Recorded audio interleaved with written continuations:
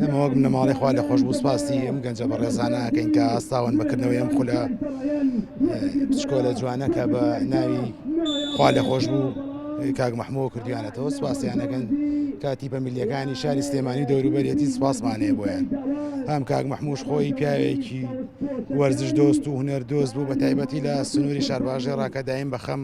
گەنج و لاوەکانی ئەو منتیقەوە بوو. خولەمان وەکو ڕێز و وەفایەک بۆ سکرتارێت و بۆ